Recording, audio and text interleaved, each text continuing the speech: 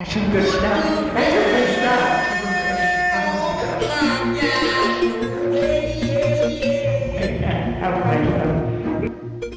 So Winnie the Pooh, Blood and Honey 2 tells the continuing story of Christopher Robin as he finds out the truth of his brother's disappearance.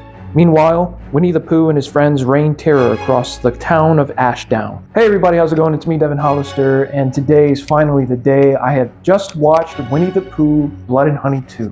And man, what a hell of an experience this was. I'm just gonna straight up and just give you the gist.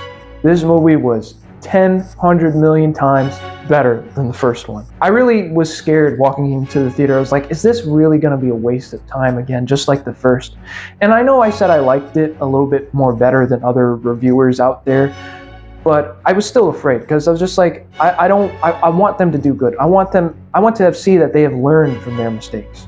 And it's not like they purposefully had made a bad movie. It's just that they didn't have much of a budget. So now that they had a lot more to work with, I was like, okay, we definitely got to see that. And I had hope through the trailer because you could already see through the trailer the costumes were better, the everything, the visuals were just better. So was the movie going to be better? And the answer, of course, is definitely yes. So let's just talk about it, guys. So starting off with my main first positive and good thing I really liked about this movie is, like I just said, the costumes and just the way everything looks. I mean, from the design of Pooh, Piglet, Owl, and Tigger, which is the ones that we get in this film. I mean, it's incredible how well they did compared to the first movie. You know, obviously with the main first film, you know, all you see is these big hillbilly guys wearing these Party City hats and outfits, and of course nobody liked that. So of course now we see that we have like realistic looking bear features on Pooh with claw and teeth. Everything is so gnarly, and you know, especially with Piglet. And of course it's even awesome now that they all talk. So even with the voice, the sound design of their voices, they were all pretty amazing, especially with Owl. They went really all out with the Owl because he talks the most in this film out of all of them. And he actually has like the most frightening, most appearing look and presence throughout the whole film, arguably even more than Pooh. Closer than they've ever been. Pooh, Ashdown views our existence as a plague, as horrors of the 100-acre wood. Then you have also kind of when they do all the awesome kills, which I'll talk about in a sec. You have all the way the flesh looks and all that stuff. That stuff is really good. It was good in the first film, but obviously they've improved a lot more well on it. The blood I'll talk about a little bit more on because it's a little bit still more of a problem. But I think overall the way everything was done it just looked perfect. So obviously just a huge improvement. And then you also get really cool like weapons. Each character, the Pooh gang, if you can call that, has like their own unique weapon. They all use their claws, but they all do things differently. So for example, when he uses a bunch of bear traps in this movie, which fits him perfectly because he's a bear. Owl, he flies above the sky and swoops down on his prey and shit like that. Tigger, he's really fast. He's really cunning and fast. So he stabs everywhere. And the thing about Tigger is he has like this weird kind of Freddy Krueger persona.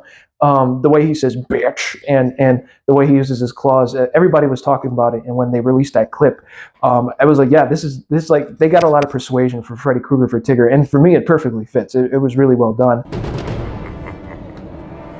Better watch where you go, bitch. We'll see, bitch. We'll just see. And then you have Piglet, who unfortunately is not really in much of this movie because of a certain thing that happens at the beginning. No spoilers. But for what he is in, I mean, he was okay. And that also ties in with the kills. The kills are a hell of a lot more creative in this, and they're actually a lot more fun. They're actually a lot terrorizing. Another issue with the main first film is that there was no really creativity when it came down to the idea of Winnie the Pooh and how he would make certain kills.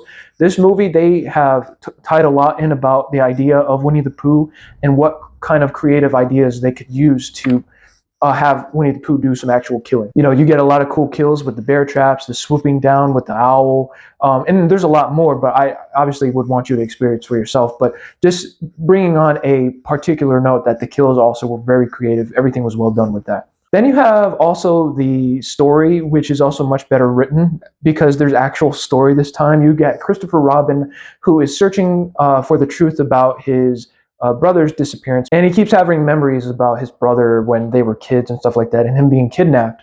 And you get a lot of this movie of him searching that truth. And a lot of it actually has to do with certain secrets that we learn about in this movie. And it all ties in together with why we're learning about this stuff in a Winnie the Pooh horror movie. And it's not just some random details, kind of like with the girls from the first film. It's actually all story that is brought together, and at the end of the film, it all comes together. And of course, we also get another showdown between Christopher Robin and Pooh, which is so badass. And finally, I want to also congratulate how Christopher Robin is not a weak piece of crap this time. He is a strong character. He's a very strong lead character, and you actually care about him getting through this. And Scott Chambers, who I believe is also the owner of Jagged Edge Productions, I forget his whole position, but he plays as Christopher Robin, and he did an awesome, phenomenal job. I didn't hate the last guy who played Christopher Robin. I hated the way that they wrote him and how he would just be screaming and not doing anything. This Christopher Robin, he actually fights back. He's afraid, but he's ready to fight. Like he's not backing down. And with that, believe it or not, I only have 2 things that I didn't like about this movie. This movie was mainly great. It was a great, awesome night experience. First thing I really only want to talk about is, I kind of mentioned it before, was the blood and all the scenes that are used for the killing and stuff like that. There's still a lot of CGI blood that is used. It doesn't look as bad as that PowerPoint looking shit from the first film, but it's still there. It's still noticeable. It still kind of bothers me a bit, but it's not as bad. Like I can excuse it. Like they are getting better with that. I'd prefer they just use real blood, but they obviously are doing a better job. And so, but still, I'd rather just have real blood. Practical is always better than CGI. We've known that for many years. So I just prefer next time, for whatever movie they have next planned, whether it's Winnie the Pooh, Blood and Honey 3, or whatever in the Pooniverse they got planned, please use real blood. Not real blood, like prop blood, like physical fake blood. And my only other real thing that I didn't like, and there may be more along the way in the future, but as of right now, there's only the blood in this one. And this could also be a nitpick, depending on what you think. I kind of found it odd. There's like not enough Piglet in this movie. Like he's not that important of a character for this movie, but I just found it weird that he wasn't really in the movie that much, especially since he's part of the gang. And I'm not going to spoil why. I just like he's in it, but it's just not enough. So I'd rather see like the whole gang there. Imagine what the whole entire third act would have been like if Piglet was also there as well. But in general, guys, I am actually genuinely surprised. I'm glad that finally we get what a real experience of a Winnie the Pooh horror movie was like, and this was awesome. This is just awesome, dumb fun. It's not movie of the year, obviously, but it is awesome. It is an awesome movie, and I'm really glad that they learned their lesson. They really upped the production value, everything, the story, and the acting and the dialogue. So I really recommend this movie, guys. If you're able to see it in a theater, please check it out, man, while you guys can. And yeah, so that's all I got for today. Thank you, everybody, for watching, and I'll see you guys next time. And remember, you could be spending time with your girlfriend and getting a job, but you could be watching The Movie Wizard. That's some good stuff. That's some good stuff.